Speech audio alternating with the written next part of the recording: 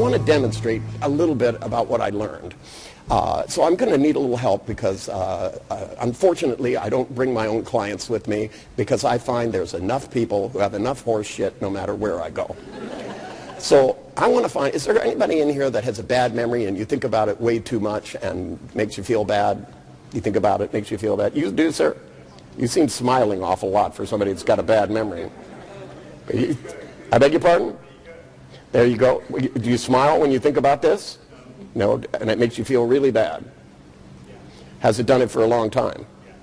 Okay, why don't you come up here and sit down?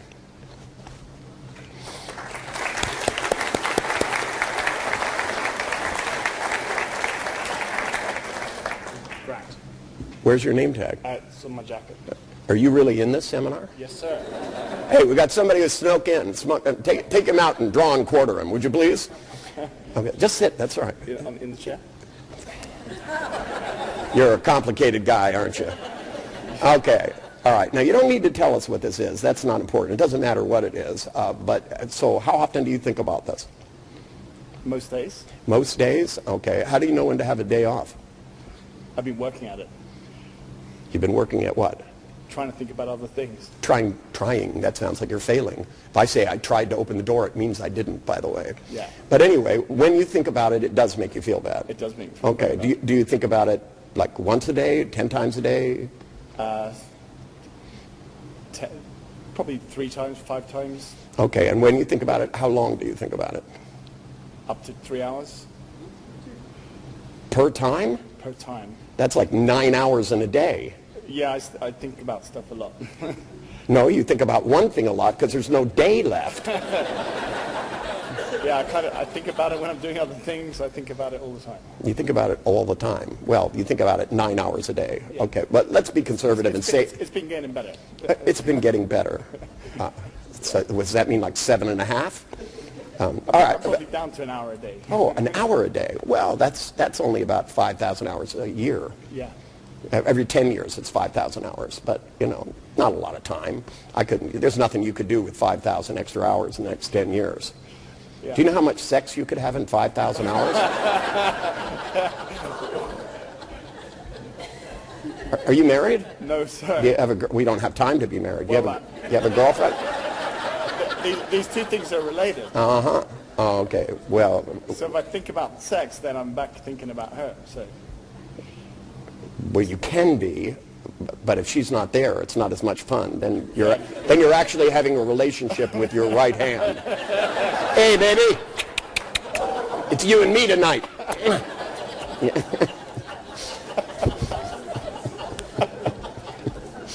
I love you.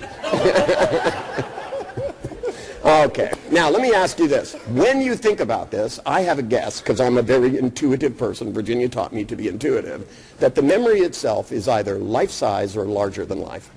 Larger than life. Larger than life. So it's not only do you have a movie in your head, you have an IMAX. Yeah. Okay, well that's cool. So how big is it then? Is it as big as this room, or? Oh, no, it's bigger than the world. It's. Yeah, no, I'm talking about the picture in your head. Size-wise. The universe fits inside the picture. It's, you know, it's an existential kind of level. I don't want to be existential. I want to be literal. Okay. When I say it's larger than life, is the picture? It's kind of like as big as Boston and New York. Well, yeah, but when you visualize something the size of Boston in your head, how big is the picture? Oh yes, as big as this room. Big as this room. So you have a gigantic fucking screen inside your head with a big fucking horrible picture. Yeah. Okay. And do you have a big wall in your house? Not at the moment. You don't have any walls in your house? I do have walls. Okay, but... there's probably a few that are big enough. Fairly good. Okay, if I came in and painted the most horrible thing you ever seen on the wall in your house, would you leave it there? No. But you'd leave one in your head. That seems to be what I've been doing. Oh, okay. Seems to be what you've been doing. Yeah. Seems, right. It's not really what you're doing. No, it is. That's what it's just say yes when the answer is yes. Yes, sir. You want to use that penis again? All right. Now, we're going to try a little experiment because the brain is designed to remember and to forget.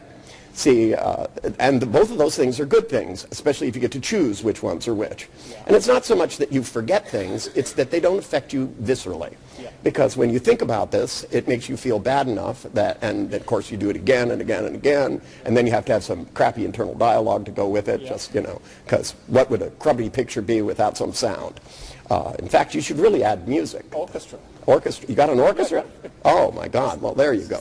This is a whole work of art, isn't it? You know, I mean, if you're going to destroy your life, why screw around? You know, violins, the whole thing. You know.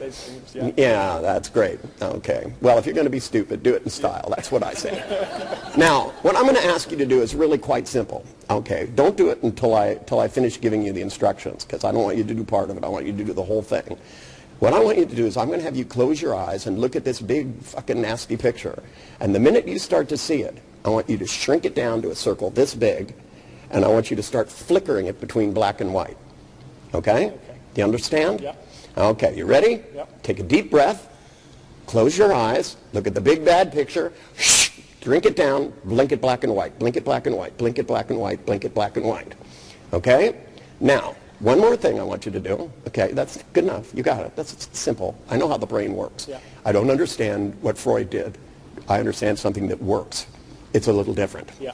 Okay, now the other thing I want you to do is I want you, you know, this memory, however long it went on, it's got a beginning and it's got an end. Yeah. Otherwise, you know, it may be 3 hours long, but who gives a shit? Yeah. Right? You know where the end is. Okay, you may replay it a few times, Yeah.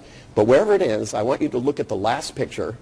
In a minute, not yet. Yeah, Okay, yeah. don't jump ahead. Yeah. I want you to look at the last picture, and then I want you to rewind it to the beginning as fast as possible. So everybody's walking backwards, talking backwards. Okay, back to it. Yeah. Yeah, back to the beginning, and we're going to throw in a little circus music to make it interesting. Okay. You ready? Close my eyes, yeah? Yeah. Yeah. Okay, you ready?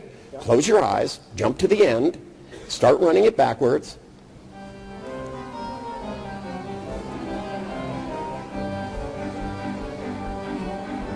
All the way to the beginning and stop. There we go. Okay. Now, all you did was two things. It took us about 3 or 4 minutes. Okay. And then you're convinced this was a bad thing, right? Which?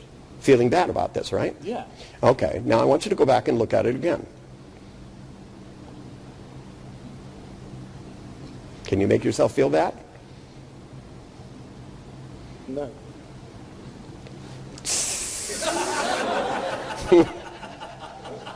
I can put it back if you want. Thanks. That'll do just fine. Thank you very much.